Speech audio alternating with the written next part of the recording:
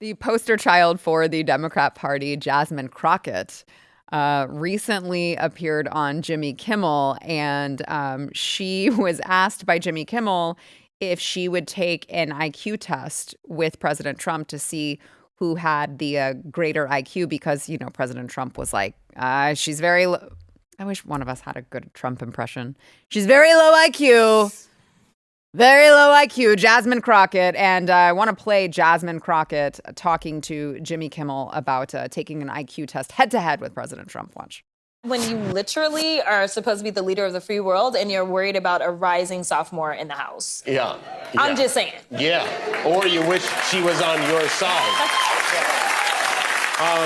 He also called you low IQ. I'm sure you're aware of that. Would you be willing to take an IQ test publicly, head-to-head against the President of the United States? Absolutely. You had said that last time you were here, Marjorie Taylor Greene was the dumbest person in Congress. Is she still the dumbest, or has that crown been taken from her? No. She's still winning, honey. She's still winning.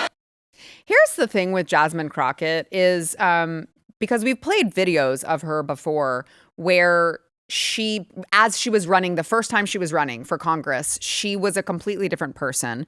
She was well-spoken. She seemed to have a brain, whereas now she doesn't. And so part of it is how much of this is an act and how much of it is real.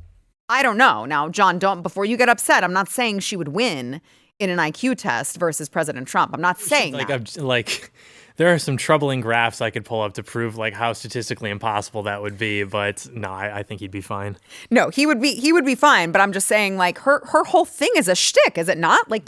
This whole thing is totally contrived. Yeah, you can tell by the way she speaks that she's not, and I know that people are going to be like, what do you mean? She's insane. Yes, but in terms of intelligence, you can tell that she can speak in a way that is not indicative of a genuinely low IQ. Most Americans, especially people who follow the news closely, have not actually met people who are legitimately low IQ, and so they don't really have a theory of mind for how they experience the world differently from people who are more intelligent.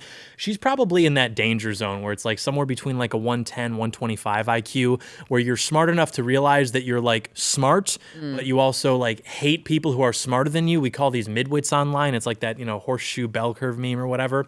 And so she's the danger zone where she's going to, have a grudge against people who are like Trump, just smarter than her. Yeah. Did Eric, did she grow up? No, that's why I don't because she's supposed, where I was born and raised. Who was it that grew up by you? Huh? There was someone. There's someone in Congress or something that grew up. Maybe I can't remember. I can't remember. Okay, go ahead. She represents the area I was born, raised. Okay. Right? So she represents it now. Yeah, she represents. She didn't grow up there. She's not from Dallas. Right. She's not even from Texas. I think she's from Missouri or something like that. She's not from here. Right. No matter how she can try to, or she attempts to talk the way that she does, she is not from here. Nonetheless, I do believe that she is playing into a lot of it. AOC is really good at that, but I think AOC is dumb as a box of rocks. That said, it's a gimmick. Yeah. You play into it, and it works, right? It's their version of what they think some South Dallas black chick is supposed to be talking like. I think that's kind of the theory here. She works her neck. She's sassy, and they find that attractive for whatever reason in that party. I mean, to be fair, it works for she's always working her neck. In some capacity, she's always working her neck. So I'm just saying, though. But I don't think she's just retarded. I wouldn't call her that. But I do believe she's smart enough to play into what she even espoused it. I mean, it was unprovoked. Rising sophomore, right? She knows what trajectory that she is on by putting up this front. So at that point, it's who do you really knock? Do you knock the people that buy into this horse shit, or do you knock her? Or both, I guess. Yeah, I'm trying to look up how much the tuition is for the school that she went to in St. Louis. I just looked it up. It's an all-girls Catholic school. She's not from here, bro. But it's not even, no, she's not from here, but it's not even she's not from here. It's she tries to portray herself as being from the streets. Yeah. Right? And she went to this elitist all-girls Catholic school in St. Louis, Missouri. It couldn't have been cheap.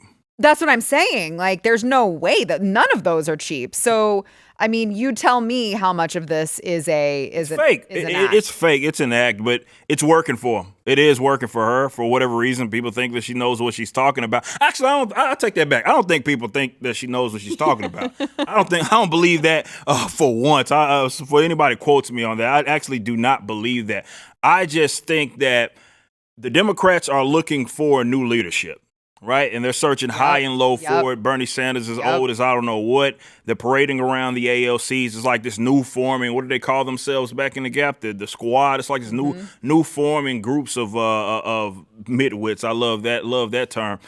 Is what you're dealing with. And she's finding her place. She's finding her spot. And she has struck gold because she is this rising sophomore. But on the other hand, you have to be a little optimistic if you are maybe a Republican because that's what they're going to put you up against. I think I like my chances. I completely agree. That's why I have been loving. I mean, usually it's the Republicans that are infighting and the Democrats are always in lockstep, and imagine them like sitting there laughing at us, watching us fight out in public. And now it's the shoes on the other foot, and we're getting to watch them try to scramble to decide who is going to be the face of their new party. They don't have that. I don't think they're even close to actually having who that was, because it's like it swung. It was like, hey, is it going to be, what's his name, California? Gavin Newsom. Gavin Newsom. And then swing back to AOC. And, again, she's going on these tours with Bernie Sanders, who was like 117 years old. And then you got, Crockett's kind of positioning herself like, people are, hey, pay attention to me. They're not anywhere close to finding a leader. Do you think that I think AOC genuinely wants to run? You watch the the ads, but I mean like serious, not like, oh, I'd like to. Like I think she seriously is thinking about it when you watch the ads. She's getting prepared for it, right? The ads that they're running for her and Bernie's tour. But then it's like, is she thinking she's going to be his VP and it's going to be He's cooked. There's no way they're going to run him up for the what? He's a million years old. 15 times. There's no way that's going to happen. So why is she traveling with him? Because he is there to legitimize her political project, because he represents like an old school socialist left, which is not necessarily eager to embrace the woke stuff. And there's actually a moment when that type of person's like political ambitions died. And I think it was in 2016 when he was giving a speech or something at a rally, and those two BLM girls ran up and tried to wrestle the microphone away from him, and he gave it to them. And then they started yelling about like racist police or something. And that was it. From then on, like there is no sort of like left that exists in the country that can exist independently of like the woke stuff. And so he's probably accepted that fate, and he's like, I'm going to be dead in like 5 minutes. And so he's going to go and do like a tour with AOC to sort of pass the torch, so to speak. But How old is he? Let's see. Bernie Sanders is already 83. So I would have guessed a little older than that. He's going to be, 86? There's no way he's running, man. He's done, man. I mean, he's been old for a long time. I feel like every time he's ran, he's been old. Were you here? Were either of y'all here last time we talked about Bernie Sanders and we played him talking about an oligarchy for like the last 40 years? He's been screaming about it, and he looks the exact same. Yes. In every single video. I'm like since the 80s. It's crazy. It is. I want to say like he hasn't aged, but that's because he aged when he was he got it all 20. done. Early. Early. Just stopped. Right. No, but it will be interesting to see how they play out, because I mean, I guess you could say, well, maybe both parties radicalize their people. Okay, Donald Trump is radicalizing Americans to put America first. And the Democrat Party is like, climate change and like all of these crazy things that are never going to, they're never going to happen because they're based off of false notions. Go ahead. I was just going to say, and also abolish judicial review.